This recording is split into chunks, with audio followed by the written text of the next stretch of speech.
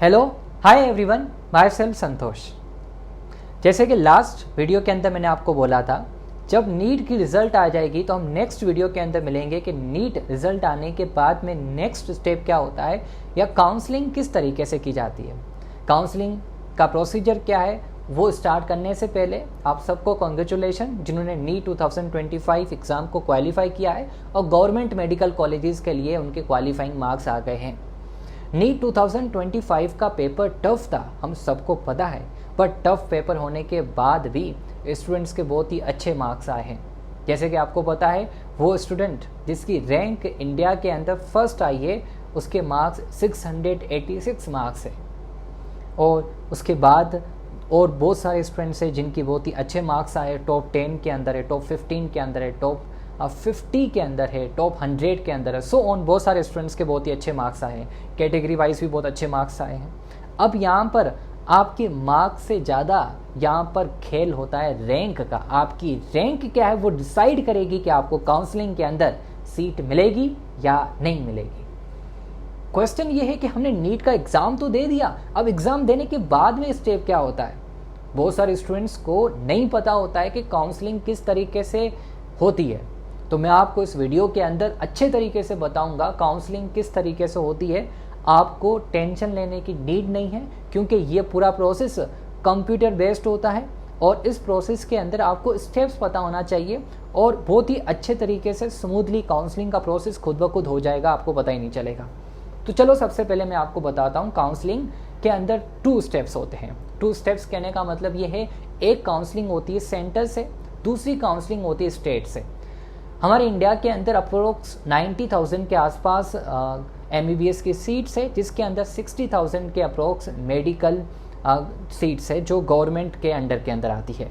ये जो 60,000 के आसपास सीट्स जो गवर्नमेंट के अंडर में आती है, ये सारे स्टेट्स को मिलाकर हम उस डेटा के बारे में डिस्कशन कर रहे हैं। मे भी थोड़ी ऊपर नीचे हो सकता है कुछ सीट्स का नंबर।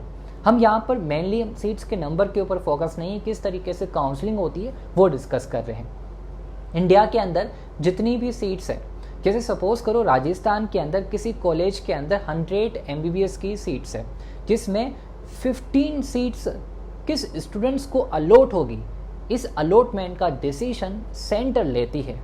वहीं पर रिमेनिंग 85 जो सीट्स है, इसका अलॉटमेंट किस स्टूडेंट को होगा, इसका जो डिसीजन है वो स्टेट लेती है। तो इसका मतलब ये है कि अगर हम 60,000 के आसपास सीट्स मानते हैं इंडिया के अंदर गवर्नमेंट मेडिकल कॉलेजेस की MBBS के लिए, तो उन सीट्स में उसका जो 15% का मतलब अप्रोक्स 7 to 8,000 या 7 to 9,000 के आसपास जो सीट्स होगी वो सेंटर अलॉट करेगी कि किस स्टूडेंट को उसकी अलॉटमेंट जानी चाहिए। रिमेनिंग जो सीट्स है उसकी अलॉटमेंट स्टेट से होगी। आप जिस स्टेट के अंदर रहते हो, राजस्थान के अंदर रहते हो, गुजरात के अंदर रहते हो, पंजाब के अंदर रहते हो, हरियाणा के अंदर रहते हो, यूपी के अंदर रहते हो, बिहार के अंदर रहते हो, महाराष्ट्र के अंदर रहते हो, वेस्ट बंगाल के अंदर रहते हो, सो ऑन, किसी भी स्टेट के अंदर रहते हो, तो जिस स्टेट के अंदर आप रहते हो उसी स्टेट की एक पर्टिकुलर वेबसाइट होती है, वहाँ पर आपको काउंसलिंग के लिए अप्लाई करना पड़ेगा। उसके साथ साथ आप सेंटर के लिए भी काउंसलिंग के लिए अप्लाई कर सकते हो। अब सेंटर के अंदर अगर हम 7,000 सीट्स मानते हैं, तो ये 7, अगर आपकी रैंक 7,000 के अंदर आती है ऑल इंडिया रैंक के अंदर, तो 100% आपको सेंटर के अंदर सीट मिल जाएगी। दूसरा, कैटेगरी का भी बेनिफिट होता है। सपोज करो आप EWS कैटेगरी से हो, OBS की कैटेगरी से हो, ST की कैटेगरी से हो, SC की कैटेगरी से हो, तो उसके अगर कैटेगरी होने की वजह से आपके चांसेस इंक्रीज़ हो जाते हैं, और एक पर्टिकुलर कैटेगरी के अंदर अगर आपकी रैंक एक अच्छी है तो आपको सेंटर के अंदर भी सीट मिल सकती है। सबसे पहले ये क्लियर हुआ। उससे पहले एक और चीज़ मैं आपको क्लियर करना चाहता हूँ कि इंडिया के अंदर जितनी भी एम्स कॉलेजेस है, एम्स कॉलेजेस की जो अलॉटमेंट है वो सेंटर से ही होती है, वो स्टेट से नहीं होने वाली है। तो अगर आपकी रैंक अच्छी है और एम्स में जाना चाहते हो तो आपको सेंटर की काउंसलिंग में फॉर्म भराना ही पड़ेगा या उसके प्रोसीजर के अंदर आपको जाना ही पड़ेगा। अब क्वेश्चन ये आता है कि ये जो काउंसलिंग है कब स्टार्ट होती है, तो उसका आंसर है within a week counselling start हो जाती है। सेंटर की काउंसलिंग भी विदिन अ वीक स्टार्ट हो जाती है, और विदिन 10 डेज या विदिन वीक जो स्टेट की काउंसलिंग होती है वो भी स्टार्ट हो जाती है। वेरी करती है, जैसे राजस्थान की अगर एक वीक के बाद में स्टार्ट हो जाए तो may be after 10 days Maharashtra की स्टार्ट हो सकती है, या मे बी बिफोर 2 डेज जो राजस्थान की काउंसलिंग स्टार्ट हुई है उससे बिफोर 2 डेज गुजरात की हो सकती है। तो वेरी कर सकता है। Approx within week to 10 days के अंदर काउंसलिंग का प्रोसीजर स्टेट के अंदर, सेंटर के अंदर स्टार्ट हो जाता है। जैसे ही काउंसलिंग का प्रोसीजर स्टार्ट होता है तो आपको अपनी नीट की जो इन्फॉर्मेशन है, जैसे आपका रोल नंबर, सो ऑन, सारी जो डेटा होती है काउंसलिंग की वेबसाइट की, काउंसलिंग की जो वेबसाइट है उस डेटा के साथ वो मिक्सअप हुई होती है। तो आपको एग्जैक्टली डेटा वहाँ पे डालनी है। आधी डेटा आप डालोगे और बाकी का जो आपकी डेटा वो खुद ब खुद आ जाएगी। उसको क्रॉस चेक कर आप काउंसलिंग के लिए अप्लाई कर सकते हो। तो आपको सेंटर के लिए भी अप्लाई करना है, आपको स्टेट के लिए भी अप्लाई करना है। सेंटर के अंदर को काउंसलिंग में क्या होते हैं, राउंड होते हैं। फर्स्ट राउंड होता है, अगर आपको अलॉटमेंट मिलती है तो आपको पर्टिकुलर कॉलेज के अंदर जाना है। अगर आपको अलॉटमेंट मिल गई, आप कॉलेज के अंदर नहीं गए, तो इस केस के अंदर आप काउंसलिंग से बाहर भी जा सकते हो। मे बी आप नेक्स्ट 1 ईयर के लिए नीट का एग्ज़ाम नहीं भी दे सकते हो। अगर आपको कॉलेज मिली है, आपको कॉलेज अच्छी नहीं लगती है, तो उस कंडीशन में भी आपको कॉलेज को जाकर इन्फॉर्म करना है और वहाँ पे आपको एडमिशन लेनी है। उसके बाद में आप वहाँ से फ्री एग्ज़िट हो सकते हो। ऐसा नहीं कि आपको अलॉटमेंट मिल गई, आप घर पे बैठे हो और आप चाहते हो कि मुझे वो कॉलेज अच्छी नहीं लगी, मैं सेकंड राउंड में जाऊँगा। आप सेकंड राउंड के लिए एलिजिबल नहीं होंगे उस केस के अंदर। आपको पहले एग्ज़िट होना पड़ेगा वहाँ पर जाकर, उसके बाद में ही आप सेकंड राउंड के लिए एलिजिबल होंगे। अगर आपने ऐसा नहीं किया तो आप सारी काउंसलिंग से बाहर चले जाओगे। ना तो आप सेंटर के लिए एलिजिबल रहोगे, ना तो आप स्टेट के लिए एलिजिबल रहोगे।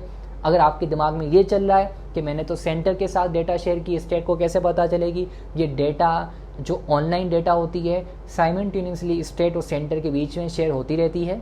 उनको पता चल जाता है कि आपकी अलॉटमेंट हुई या नहीं हुई है, क्योंकि काउंसलिंग का प्रोसीजर एक स्मूथली प्रोसीजर होता है। उसमें इस चीज़ की श्योरिटी रखी जाती है कि अगर किसी स्टूडेंट को एक कॉलेज अलॉट हो गई है तो उस स्टूडेंट को काउंसलिंग से बाहर निकाला जाए, ताकि पीछे जो बचे हुए स्टूडेंट्स हैं उनको अच्छे तरीके से अलॉटमेंट हो सके।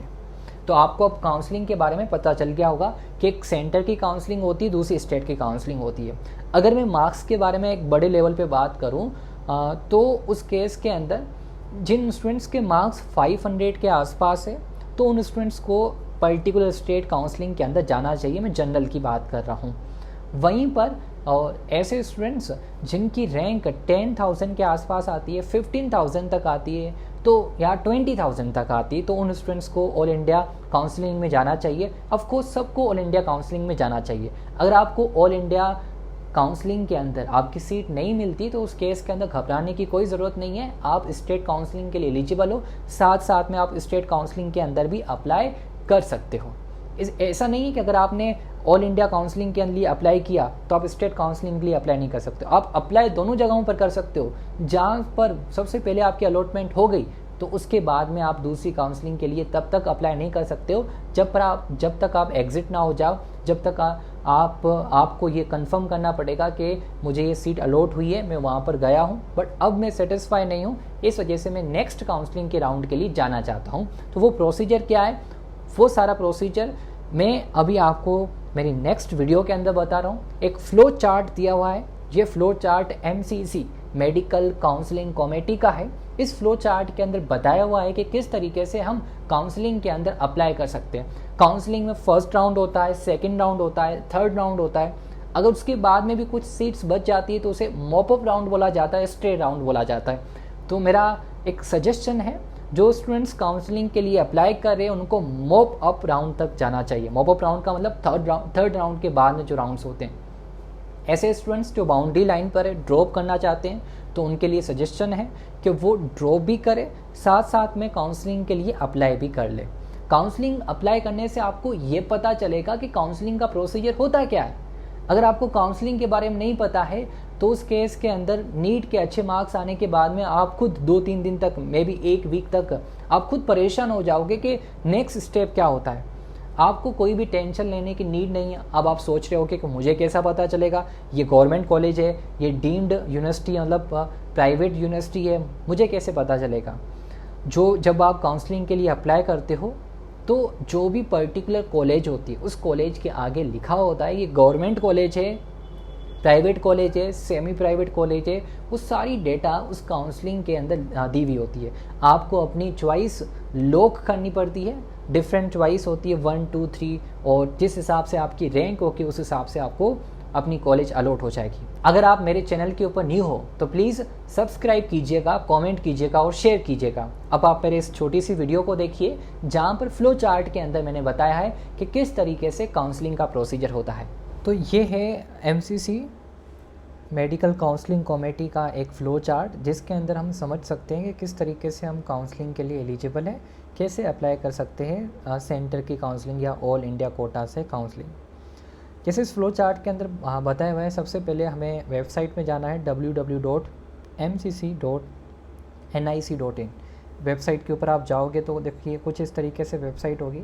इस वेबसाइट के ऊपर देखो आपको क्लिक करना है।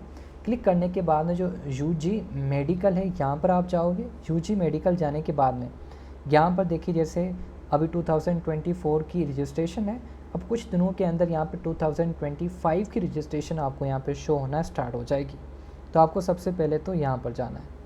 उसके बाद देखो क्या है, यहाँ पर आपको रजिस्ट्रेशन जो है वो करनी है। अगर हम यहाँ पर रजिस्ट्रेशन के ऊपर क्लिक करते हैं तो कुछ ऐसा ही फॉर्मेट होगा जहाँ पे आपको काउंसलिंग के लिए आपको अप्लाई करना है। MBBS, BDS या BSc नर्सिंग की काउंसलिंग के लिए कर सकते हो। जैसे यहाँ पे 2024 है, अभी कुछ दिनों के अंदर 2025 हो जाएगा।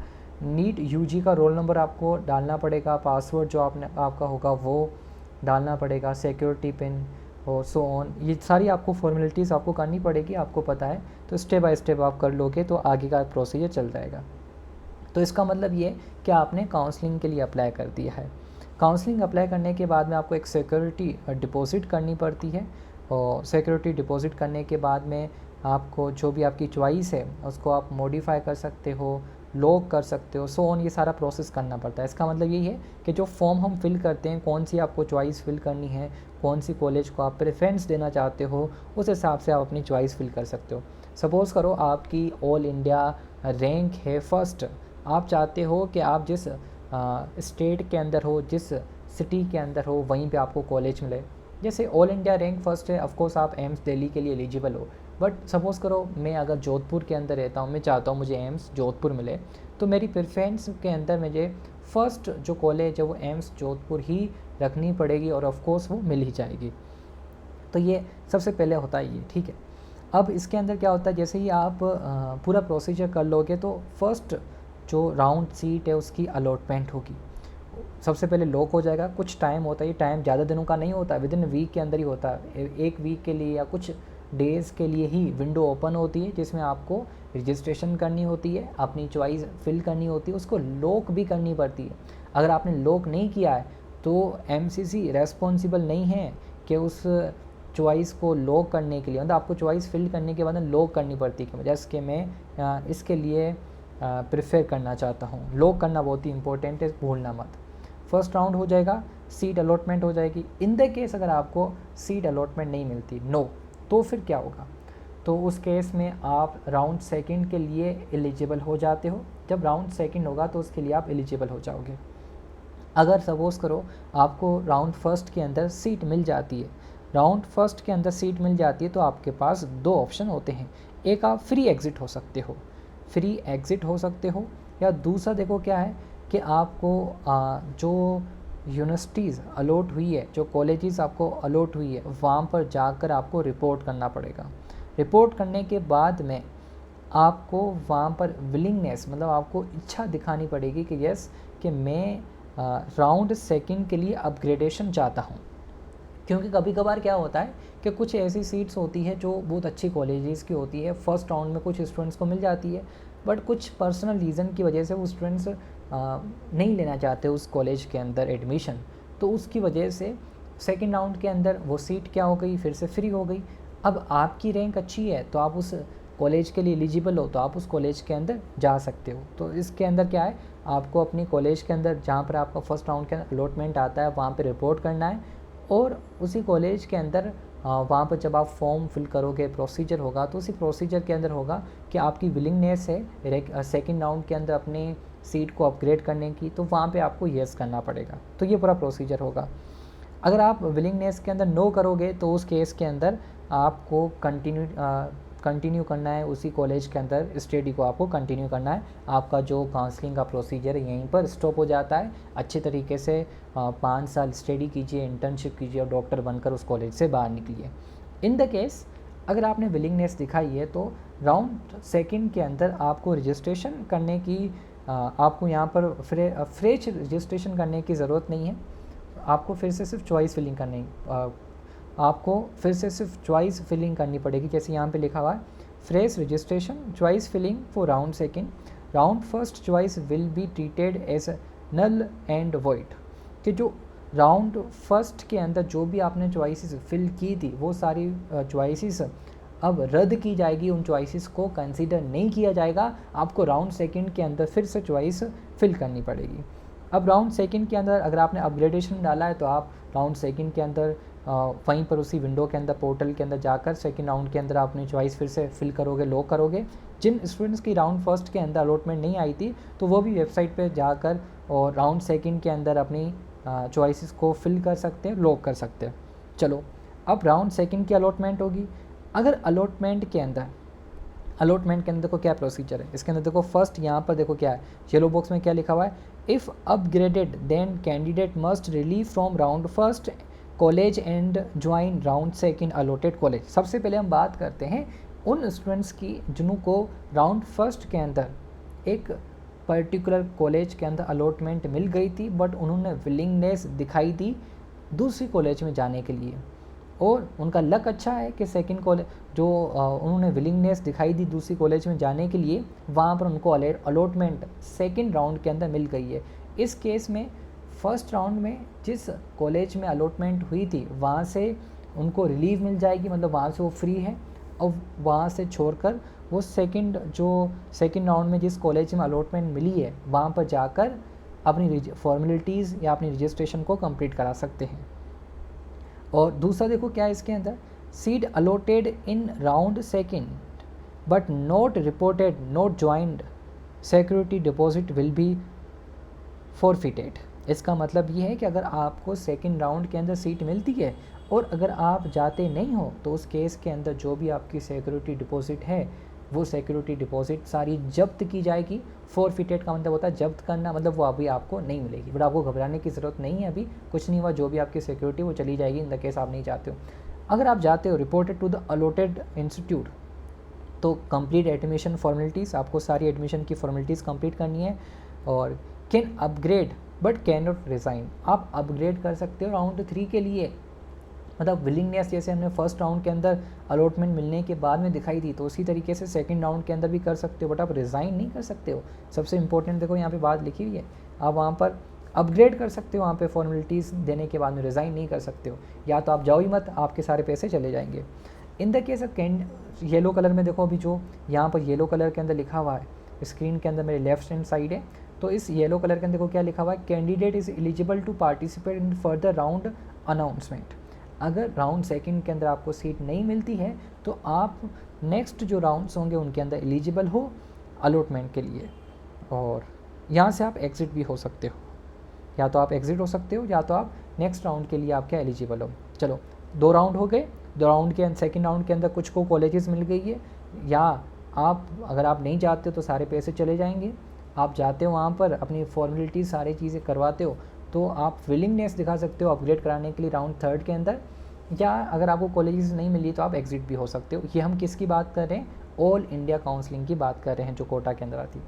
अब राउंड थर्ड के अंदर क्या, fresh registration choice filling for round 3, same procedure जो आपने राउंड सेकंड के अंदर जो भी चॉइसेस फिल की थी अब उन चॉइसेस को माना नहीं जाएगा, वो सारी चॉइसेस रद्द हो गई है, आपको फिर से फिलिंग करनी पड़ेगी। अब यहाँ पे फ्रेश है। अब आपकी क्वेश्चन दिमाग में ये क्वेश्चन आ रहा होगा जैसे राउंड सेकंड आया, राउंड थर्ड आया, कि हमें बार बार रजिस्ट्रेशन करानी पड़ेगी, बार बार फीस डिपॉजिट करानी पड़ेगी, तो उसका आंसर है नो। अगर आपकी सीट नहीं मिलती, आपको अलॉटमेंट नहीं मिलती है तो उस केस के अंदर आपको सिर्फ आगे रजिस्ट्रेशन ही कराना पड़ेगा, कोई फ़ीस वगैरह नहीं देनी है। अगर आपको अलॉटमेंट मिल जाती, विलिंगनेस दिखाई है, तो उस केस के अंदर भी आपको फ़ीस नहीं देनी है। बट आपको अलॉटमेंट मिल गई थी और आपने सीट नहीं ली है तो उस कंडीशन के अंदर आपको फ़ीस फिर से देनी पड़ेगी, जो भी सिक्योरिटी डिपॉजिट होता है।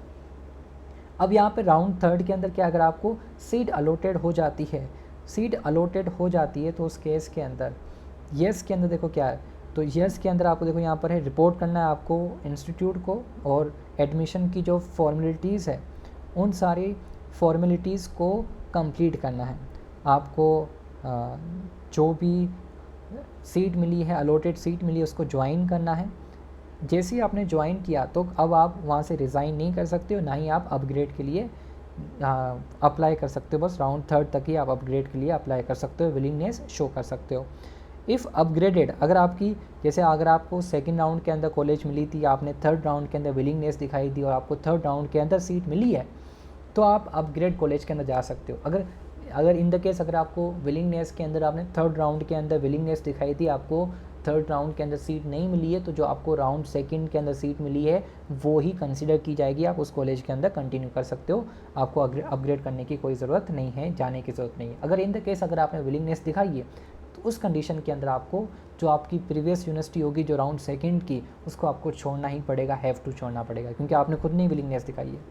अब यहाँ पर देखो क्या, seat allotted does not join, अगर आपको सीट अलॉटेड हुई, अगर आपने ज्वाइन नहीं किया है, तो उस केस में देखो क्या होगा, एग्जिट विथ फोर फीचर, अगर मतलब आपकी and elimination can not participate in further rounds of counselling. देखो इसमें क्या लिखा, साफ साफ लिखा हुआ, राउंड थर्ड के अंदर आपको सीट मिलती है तो आप 45 हो जाओगे या 4 फीचर हो जाओगे। 4 फीचर का मतलब होता है कि आपकी सारी सिक्योरिटी जब्त की जाएगी, आपको कुछ भी रिफ़ंड नहीं मिलेगा। दूसरी सबसे इम्पोर्टेंट बात, आप नेक्स्ट किसी भी काउंसलिंग के राउंड के लिए आप एलिजिबल नहीं रहोगे। ये सबसे इम्पोर्टेंट है, अच्छे तरीके से ध्यान देना है। अब आप आगे जो मॉपअप राउंड आएगा, स्ट्रे राउंड आएगा, उसमें आप काउंसलिंग के लिए अंदर एलिजिबल नहीं रहोगे। अगर आपको थर्ड राउंड के अंदर सीट नहीं मिलती है तो आप एलिजिबल हो जाते हो नेक्स्ट राउंड के अंदर काउंसलिंग पर्पज़ के हिसाब से। स्टे राउंड के अंदर आपको फ्रेश रजिस्ट्रेशन करवानी पड़ेगी और चॉइस फिलिंग करनी पड़ेगी। जिन स्टूडेंट्स ने रजिस्ट्रेशन नहीं की थी तो स्टे राउंड के अंदर फिर से रजिस्ट्रेशन करा सकते हैं। सीट अलॉटेड होती है तो उस केस में आपको ज्वाइन करना पड़ेगा कॉलेज को और वो सारी फॉर्मेलिटीज़ करनी पड़ेगी फिल, बट आप रिज़ाइन नहीं कर सकते हो। अलॉटेड बट नॉट ज्वाइन, देखो स्ट्रे राउंड के अंदर आप ध्यान देना, अगर स्ट्रे राउंड के अंदर आपको कोई सीट मिली है, आपने ज्वाइन नहीं किया है, तो उस कंडीशन के अंदर 4 फीचर ऑफ फीस, सारी फीस आपकी जब्त की जाएगी। And debarred for next 0-1 years from NEET examination. Stray round के अंदर अगर आपने अलॉटमेंट मिल गई, आपने सीट नहीं ली, तो आप नेक्स्ट 1 साल के लिए आप नीट का एग्ज़ाम नहीं दे सकते हो। और ये लास्ट ईयर का वैसे तो PDF है जिसके अंदर अभी सारी चीज़ें सेम ही रहने वाली है, कोई इतना खास चेंज नहीं होने वाला है, बस डेट चेंज हो सकती है। इसके अंदर आप सब चीज़ें देख सकते हो, जैसे यहाँ पे मैं आपको बताऊँ, यहाँ पे जो भी आपके मन में क्वेश्चंस आते हैं वो सारे क्वेश्चंस है मैं ये PDF भी मैं अपलोड कर दूँगा मेरी टेलीग्राम चैनल पर। और कमेंट सेक्शन के अंदर, कमेंट सेक्शन नहीं, जो नीचे सेक्शन जो होता है जिसके अंदर हम डिस्क्रिप्शन लिखते हैं, वहाँ पर इसकी लिंक दे दूँगा। वहाँ पर इस लिंक के अंदर आप PDF डाउनलोड करके ये सारे क्वेश्चंस को आप देख सकते हो। आपको मेरे टेलीग्राम चैनल पे जाना पड़ेगा, वहाँ से ये PDF डाउनलोड हो जाएगी। और जो 2025 की जो भी गाइडलाइंस आएगी उसकी PDF भी मैं अपलोड कर दूँगा। यहाँ पर देखो मैं आपको कुछ चीज़ें बताना चाह रहा हूँ, जैसे बहुत सारी चीज़ें यहाँ पर बहुत ही जो भी हमारे छोटे छोटे डाउट्स है वो सारे डाउट्स इसके अंदर लिखे हुए, जो भी मैंने आपको बताया है ये सारी चीज़ें यहाँ पर लिखी हुई है अच्छे तरीके से। अब यहाँ पर देखो सबसे अच्छी बात ये देखो, ये अगर आपको अलॉटमेंट मिल जाती तो क्या क्या होगा। अलॉटमेंट अगर आपको हो जाती है तो उस केस में आपको कुछ डॉक्यूमेंट्स लेके जाने पड़ेंगे। जैसे ही आपको अलॉटमेंट मिलती है किसी पर्टिकुलर कॉलेज की, तो लेटर आपको आएगा इसी MCC की वेबसाइट पर। जैसे आप लॉगिन करोगे तो वो लेटर प्रिंट आउट करा के जाना है। Admit card of exam issued by the NTA, NEET का जो आपने एग्ज़ाम दिया उसका एडमिट कार्ड लेके जाना है। और जो रिज़ल्ट है, रिज़ल्ट की भी आपको स्कोर कार्ड है वो भी लेकर जाना है। डेट ऑफ बर्थ सर्टिफिकेट लेकर जाना है। इन द केस अगर आप 10th क्लास के अंदर आपकी जो डेट ऑफ बर्थ है वो आपकी डॉक्यूमेंट के साथ मैच नहीं हो रही है तो क्लास 10 सर्टिफिकेट लेकर जाना है। 10+2 12th का सर्टिफिकेट लेकर जाना है। 12th की मार्कशीट भी लेकर जानी है। 8 पासपोर्ट साइज फ़ोटोग्राफ भी लेके जाने हैं। As affixed on the application form, जो आपने एप्लीकेशन फॉर्म के अंदर दिए थे वही सेम लेकर जाना। प्रूफ ऑफ आइडेंटिटी के अंदर Aadhaar card, PAN card, driving licence, passport लेके जाते हो। जो NRI non resident Indian candidates होते हैं, मतलब जो जिनके पास इंडियन नेशनलिटी नहीं होती तो उनके लिए कुछ और डॉक्यूमेंट्स चाहिए होंगे, जैसे पासपोर्ट, कॉपी ऑफ स्पॉन्सर, जो स्पॉन्सर करा उसकी पासपोर्ट कॉपी लेके जानी पड़ेगी, एम्बेसी का सर्टिफिकेट लेके जाना पड़ेगा, स्पॉन्सरशिप एफिडेविट लेकर जाना पड़ेगा, और रिलेशनशिप एफिडेविट, आप जहाँ पर रुके हुए हो उसका क्या रिलेशनशिप है, कौन आपका गारंटर इंडिया के अंदर, उसका एक एफिडेविट बनता है। तो जो NRI स्टूडेंट्स होते हैं उनको ये लेकर जाना पड़ेगा, इंडियंस के लिए अप्लीकेबल नहीं है। फॉर OCI PIO और foreign national candidates citizenship certificate, card number, documents are mandatory. कुछ और डॉक्यूमेंट्स ये आपको लेकर जाने पड़ेंगे जो आउटसाइड द इंडियन से, ये OCI जो होते हैं ये भी जिनकी नेशनलिटी इंडियन नहीं होती उनके ऊपर अप्लीकेबल है। The candidate should also bring the following certificate if applicable. अगर आपने रिजर्वेशन के लिए अप्लाई किया, जैसे SC ST के लिए, OBC के लिए, NCL के लिए, या EWS के लिए, या PW की कैटेगरी के अंदर अगर आपने अप्लाई किया है तो उनके सर्टिफिकेट आप साथ में ज़रूर लेकर जाइएगा। और बहुत सारी डेटा इसके अंदर है, छोटे छोटे क्वेश्चंस है, वो सारी इसके अंदर डेटा है। आप इस PDF को पढ़ सकते हो, जब तक काउंसलिंग स्टार्ट नहीं होती है तो आप वैसे पढ़ सकते हो और आपको बहुत अच्छी इन्फॉर्मेशन मिल जाएगी। सो आई होप कि ये छोटी सी वीडियो आपको बहुत ही हेल्प करेगी काउंसलिंग के प्रोसीजर के अंदर। मे भी कुछ चीज़ें इस PDF के अंदर बहुत ही अच्छे तरीके से लिखी हुई है जो आप इस PDF को पढ़कर अच्छे तरीके से समझ सकते हो।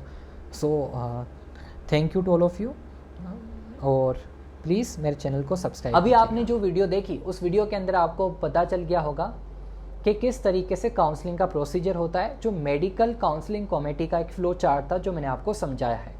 अब आपको जैसे ही काउंसलिंग स्टार्ट होती है तब आपको अप्लाई करना है और अच्छे तरीके से बेफिक्र होकर आपको स्टेप बाय स्टेप काउंसलिंग में जाना है। अगर आपको अच्छी कॉलेज मिल जाए तो प्लीज़ वहाँ पे जाइएगा, और अगर आप कॉलेज अलॉट होती है तो ऐसा नहीं समझना कि अलॉटमेंट होने के बाद मैं सेकंड राउंड पे जाऊँगा। अगर आपको सेकंड राउंड में जाना है तो वहाँ से एग्जिट होकर ही आप सेकंड राउंड में जा सकते हो। So bye to all of you. कोई भी अगर आपकी क्वेरी है तो आप कमेंट सेक्शन के अंदर कमेंट कर सकते हो, मैं ज़रूर रिप्लाई करूँगा। We will meet in the next video. Goodbye to all of you.